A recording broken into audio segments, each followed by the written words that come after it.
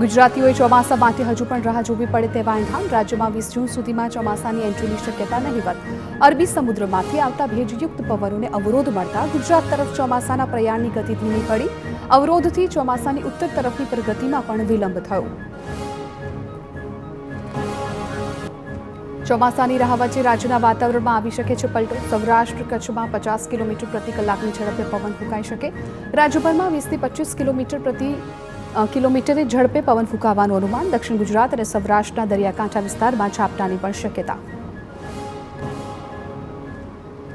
ખેડૂતોના અધિકારો માટે કિસાન કોંગ્રેસ દ્વારા ગાંધીનગર સુધી યોજાનાર કિસાન અધિકાર યાત્રા બની વેરવિખેર. અમદાવાદમાં ખેડૂતોએ આઉટર રિંગ રોડ બ્લોક કર્યો, જેની સામે પોલીસે સર્વિસ રોડ પર જેસીબી મૂકી કૂચ અટકાવવા કર્યા પ્રયાસ. રોષે ભરાયેલા ખેડૂતોએ રસ્તા પર ટ્રેક્ટર રાખી કર્યો ચક્કાજામ. પોલીસે ખેડૂતોને દૂર કરતા ઘર્ષણ થયું. ખેડૂતો ટ્રેક્ટર લઈને ગાંધીનગર તરફ કૂચ કરે એ પહેલા જ પોલીસનો કાફલો ગોઠવાયો.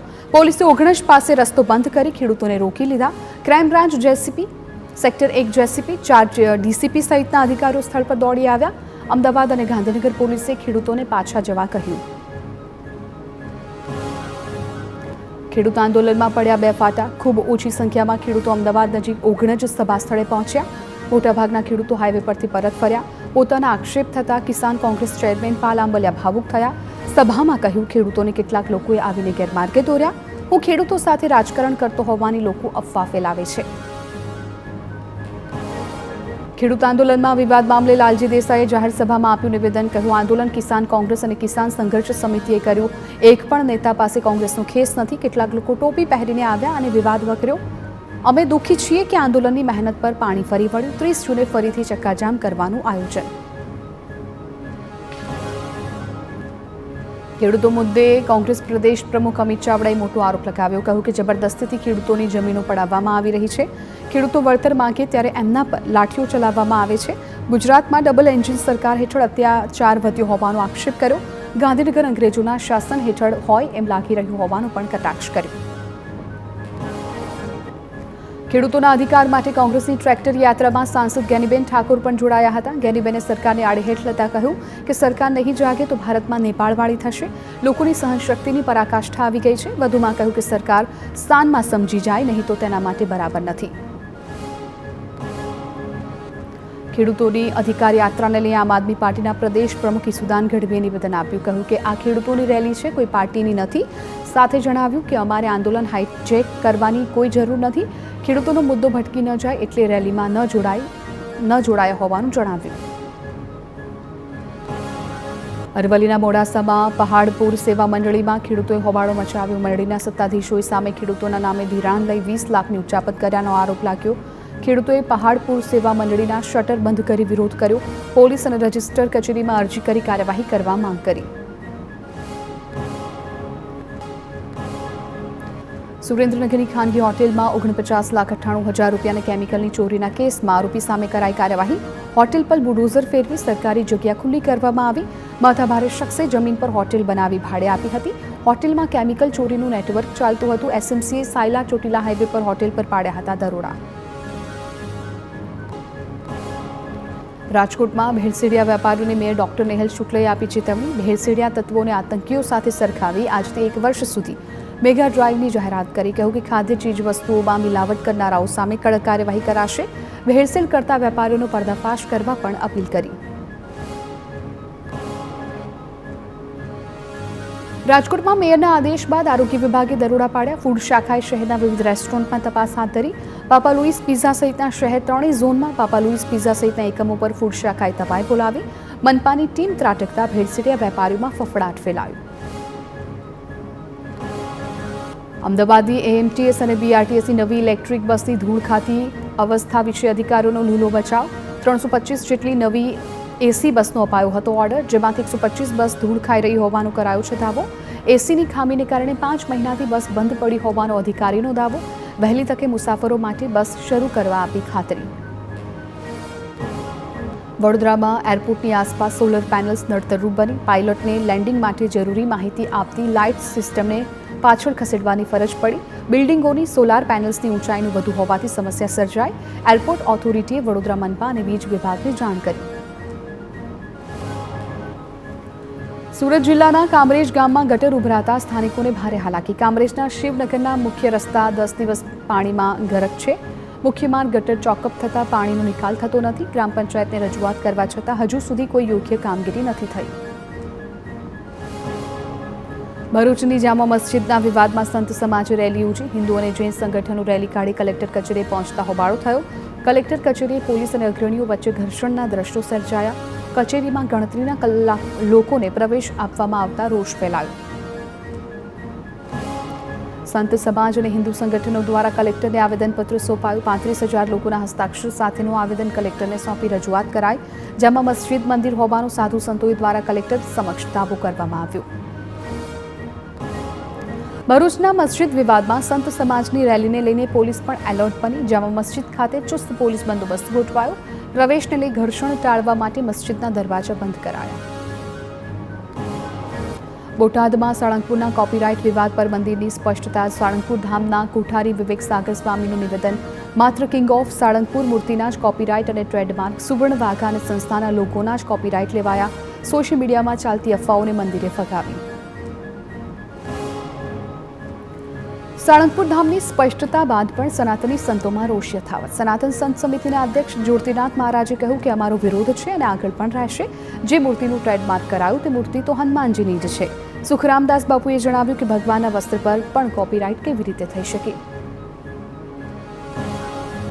વડોદરામાં સીએનજીના ભાવ વધારાને લઈ રિક્ષા ચાલકોએ વિરોધ નોંધાવ્યો. રિક્ષા ચાલકોએ પણ જાતે જ ભાડું વધારી દીધું. ઓછામાં ઓછું ભાડું 10 રૂપિયા વધારવામાં આવશે. ભાડું વધતા મુસાફરોના ખિસ્સા પર ભારણ વધશે. સીએનજીનો ભાવ 85 રૂપિયા પ્રતિ કિલો થતાં રિક્ષા ચાલકોની મુશ્કેલી વધી. ગીર સોમનાથમાં પાંડેરી ગામની શાળાના આચાર્યનો વિરોધ. આચાર્યની કામગીરીને લઈ ગ્રામજનોએ સવાલ ઉઠાવ્યા. આચાર્યની મનમાનીથી શિક્ષણનું સ્તર કથળ્યાનો આક્ષેપ. બાળકો ચાલુ શાળાએથી જતા રહેતા હોવા છતાં ધ્યાન ન અપાતું હોવાનો પણ આરોપ લગાવ્યો. શાળાના આચાર્યએ તમામ આક્ષેપો ફગાવ્યા. બનાસકાંઠામાં ધાનેરામાં થાવર ગ્રામ પંચાયતમાં પ્લોટ વિતરણમાં ગંભીર ગેરરીતિના આરોપ લાગ્યા. આરટીઆઈ કરતાં 2009થી 2015 સુધી એક પ્લોટ માટે 22 અલગ અલગ સનદ આપ્યાનો ખુલાસો થયો. અંદાજે 180 બોગસ પ્લોટની ફાળવણી કરવાનો આક્ષેપ કર્યો. ટીડીઓએ જણાવ્યું કે અહેવાલ વડી કચેરીએ મોકલવામાં આવ્યો. નિર્દેશ મુજબ કાર્યવાહી કરાશે.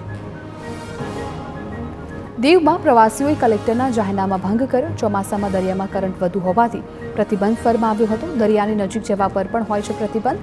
છતાં નાગવા બીચ પર પ્રવાસીઓ દરિયામાં નહાવા નજરે પડ્યા. જીવના જોખમે પ્રવાસીઓ દરિયામાં નહાતા જોવા મળ્યા. ભાવનગરમાં અલંગના દરિયામાં કાળા રંગનું પ્રવાહી ઠલવવામાં આવ્યું હોવાનો આરોપ. વેસ્ટ ઓઇલ ઠલવાયું હોવાની પ્રાથમિક માહિતી આવી સામે, જેને કારણે દરિયાઈ જીવસૃષ્ટિ પર જોખમ ઊભું થયું. પ્રદૂષિત દરિયા કિનારાનો વિડીયો વાયરલ થતાં લોકોમાં રોષ ફેલાયો. દાહોદના ખરવાણી ગામે લોકો પાણી માટે વલખા મારી રહ્યા છે. ગામમાં નલ સે જલ યોજનામાં પાઇપલાઇન નાખી, પરંતુ મુખ્ય લાઇન સાથે જોડાઈ ન થયું, જેને કારણે પશુઓ જે ખાડામાંથી પાણી પીવે એ જ પાણી ભરવા લોકો મજબૂર બન્યા. રોગચાળો ફેલાવાના ઓથાર હેઠળ ગ્રામજનો વેઠી રહ્યા છે હાલાકી. છોટાઉદેપુરના ક્વાંટના અંતરિયાળ વિસ્તારના લોકો 2 બેડા પાણી માટે સંઘર્ષ કરવા મજબૂર બન્યા. આંબા ડુંગર ગામના લોકોને પાણી માટે ડુંગરોમાં ભટકી રહ્યા છે. આઝાદીના વર્ષો બાદ પણ પાણી માટે વલખા મારવાની સ્થિતિ વિકાસના પોકળ દાવાઓની પોલ ખોલી રહી છે. મહીસાગરમાં ખાનપુરના ભુવાબાર ગામે પાણી માટે ગ્રામજનો વેઠી રહ્યા છે હાલાકી. ભાદર ડેમ માત્ર 3 કિલોમીટર દૂર હોવા છતાં ગામના 7 ફળિયામાં એક ટીપું પાણી પહોંચતું નથી. સ્થાનિકોનો આરોપ છે કે અધિકારીઓએ માત્ર નળ સે જળના જોડાણ આપ્યા અને ફોટો પડાવ્યા. મહિલાઓ 2 કિલોમીટર દૂર કૂવામાંથી દુર્ગંધયુક્ત ગંદુ પાણી લાવવા છે મજબૂર. ડાંગમાં કરોડોના ખર્ચે બનેલા ચેકડેમના બાંધકામ પર લોકોએ સવાલ ઉઠાવ્યા. ઉનાળાની ઋતુમાં અનેક ચેકડેમો ખાલી રહેતા સ્થાનિકોનો આક્ષેપ છે કે ચેકડેમમાં પાણી ટકતું નથી. યોગ્ય આયોજન વિના કામગીરી કરાતા ચોમાસામાં પણ પાણી સંગ્રહ ન થવાની શક્યતા વ્યક્ત કરી. છોટાઉદેપુરના પાવીજેતપુરમાં ભારજ નદી પરનો બ્રિજ બનાવવામાં વિલંબ થતાં કોંગ્રેસે મોરચો માંડ્યો. 4 વર્ષ પહેલા બ્રિજ તૂટ્યા બાદ અપાયેલા ડાયવર્ઝનનું પણ દર વર્ષે ચોમાસામાં થાય છે ધોવાણ. ત્યારે કોંગ્રેસ આગેવાનોએ બ્રિજની કામગીરીનું નિરીક્ષણ કરી ઝડપથી કામ પૂર્ણ કરવા માંગ કરી. મહેસાણામાં પ્રી મોન્સૂનની કામગીરીને લઈ મનપાએ જર્જરિત મકાનોને નોટિસ ફટકારી. 7 દિવસમાં મકાન ખાલી કરવા અથવા ઉતારી લેવા આદેશ કર્યો. નોટિસની મુદત પૂર્ણ થયા બાદ જર્જરિત મકાનોના પાણી કનેક્શન કાપવા અને ડિમોલેશન સુધીની કાર્યવાહી કરાશે. ચોમાસામાં અનિચ્છનીય દુર્ઘટના ન બને તે માટે તંત્ર હરકતમાં આવ્યું. જામનગરમાં હજુ પણ પ્રી મોન્સૂનની કામગીરીને નામે બેસી રહ્યા છે અધિકારીઓ. રંગમતી નદીના 1.5 કિલોમીટર જેટલા વિસ્તાર પર જળકુંભીએ જમાવ્યો છે કબજો. વરસાદ પહેલા જળકુંભીઓ દૂર કરવામાં નહીં આવે તો જળભરાવનું ગંભીર સંકટ સર્જાવાની ભીતિ.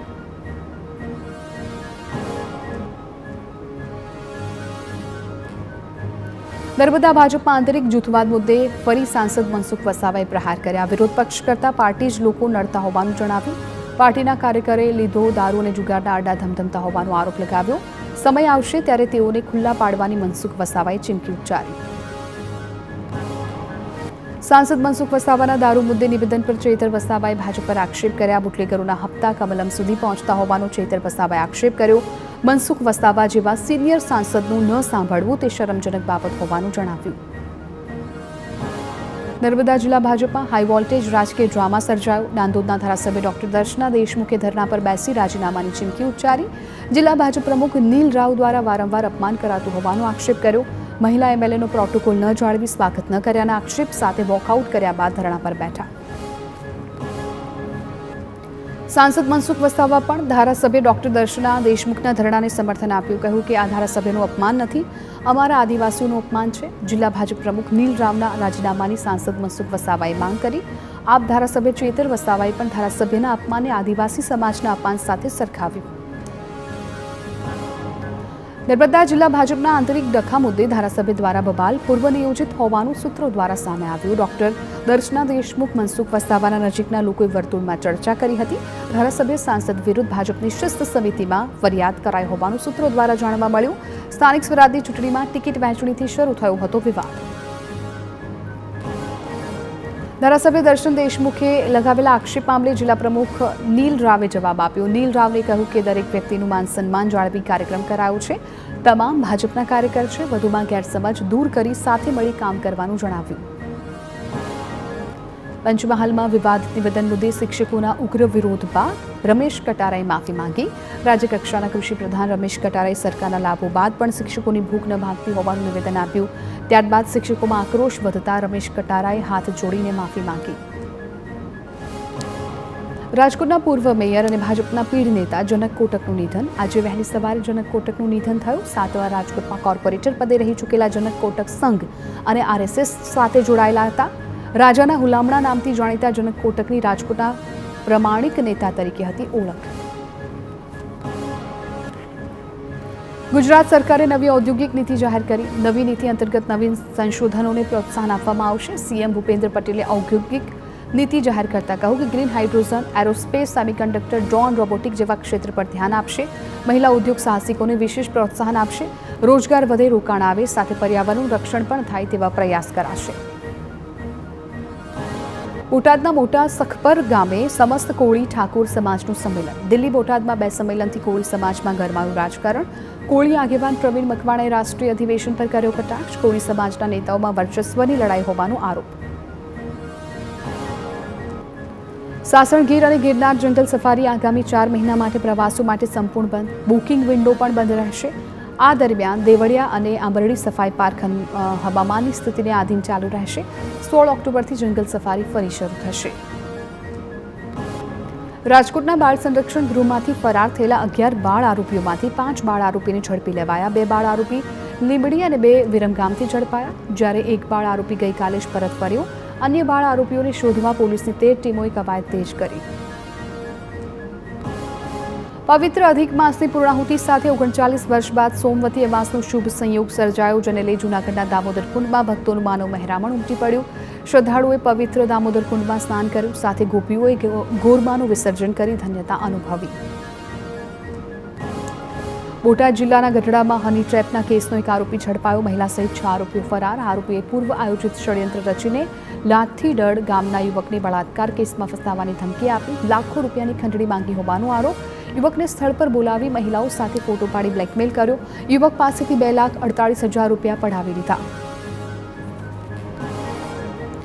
સુરતના વરાછામાં એસબીઆઈ બેંકમાં લાખોની લૂંટના કેસમાં વધુ એક આરોપી ઝડપાયો. સમગ્ર કેસમાં મુખ્ય ભૂમિકા ભજવનાર વોન્ટેડ આરોપીને પોલીસે બિહારમાંથી ઝડપ્યો. વોન્ટેડ આરોપીએ જ કર્યું હતું લૂંટનું પ્લાનિંગ. અમદાવાદ સાયબર ક્રાઇમ બ્રાન્ચે નીટ પેપર લીક મામલે 2 આરોપીને ઝડપ્યા તેમજ NEET paper leak refund fraud મામલે 1 આરોપીની ધરપકડ કરી. સાયબર ક્રાઇમે કુલ 3 આરોપીની ધરપકડ કરી, જેઓ ટેલિગ્રામ ચેનલથી નીટ લિંકના નામે ઠગાઈ કરતા હતા. રાજસ્થાનમાંથી 2 અને નીટ રિફંડ ફ્રોડમાં બિહારના 1 આરોપીની ધરપકડ કરાઈ. સુરતમાં મહિલા જીએસટી ઇન્સ્પેક્ટર સાથે ₹26.80 લાખની છેતરપિંડી. પીજી હોસ્ટેલમાં રોકાણ અને નફાની લાલચ આપી વિશ્વાસ કેળવ્યો. બાદમાં જીપીએસસી પાસ કરાવી સરકારી નોકરી નામે પૈસા પડાવ્યા. આરોપીએ કુલ 26.80 લાખની છેતરપિંડી આચરી હોવાનું સામે આવ્યું. બનાસકાંઠામાં એલસીબીએ ડીસામાં થયેલી ઘરફોડ ચોરીનો ભેદ ઉકેલ્યો. 11 જૂનના રોજ મકાનનું તાળું તોડી સોનાના દાગીનાની કરાઈ હતી ચોરી. પોલીસે ડીસા હવાઈ પિલ્લર નજીકથી આરોપીને ઝડપ્યો. આરોપીને ઝડપી સોનાના દાગીના પણ રિકવર કર્યા.